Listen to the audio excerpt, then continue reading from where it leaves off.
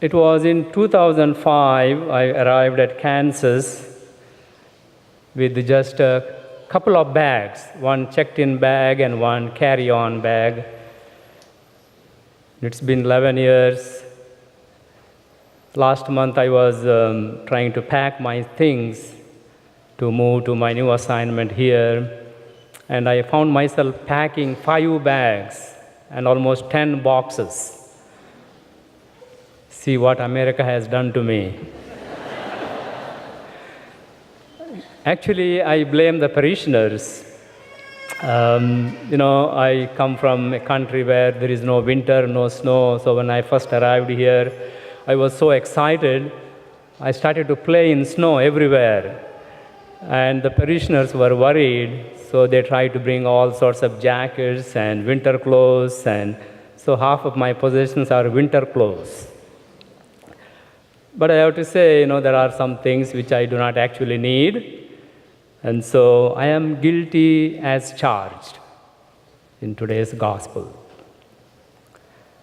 So as I was hearing this gospel, especially God speaking to this man in the parable, I was wondering if God was trying to say something to me. And it is a very important question for all of us in the light of today's readings. Is there some message that God tries to tell us through this parable? Because most of us, we spend our time, our energy, much of our life in trying to acquire things, get things which really don't matter.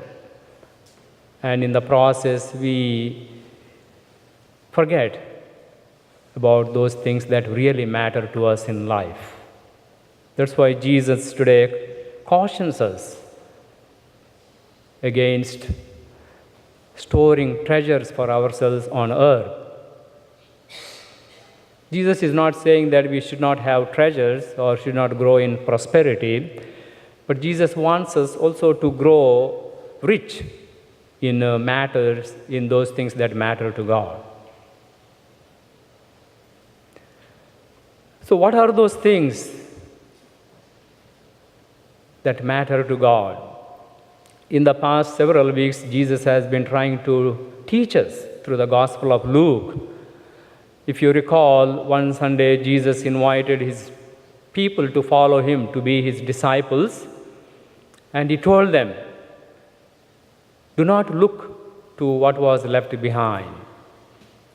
Once you put your hand on the plow, the farmer does not look back. Then one Sunday, through the parable of the Good Samaritan, Jesus told us how we need to take care, show compassion and love to others, especially those who are in need. Then one Sunday, through the story of Martha and Mary, Jesus showed us how important it is to care for the needs of others, as well as also spend time with others, with God, spend time at the feet of Jesus, spend time in prayer. And last Sunday, Jesus even went to the extent of teaching us how to pray. We had Jesus teach his disciples to pray the Our Father.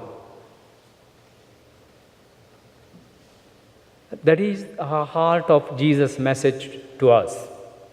That's what Jesus means by when he says the things that matter to God. But many times, in the busyness of our life, of trying to get so many things, we can forget those things that matter to God. Or sometimes we can neglect. We can forget to make room for others in our lives. We can forget to see how God loved us on the cross and how he has called us to love one another. Sometimes we can forget to pray for others. We can forget to uplift others because we are busy in storing treasures for ourselves. Today's responsorial psalm, the psalmist offers us a solution, beautiful prayer. And he says, Lord, teach us to number our days aright, that we may grow in the wisdom of heart.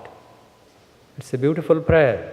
In other words, the psalmist prays, Lord, make me aware of my time here on earth and also my time, eternity with you, so that I can live accordingly.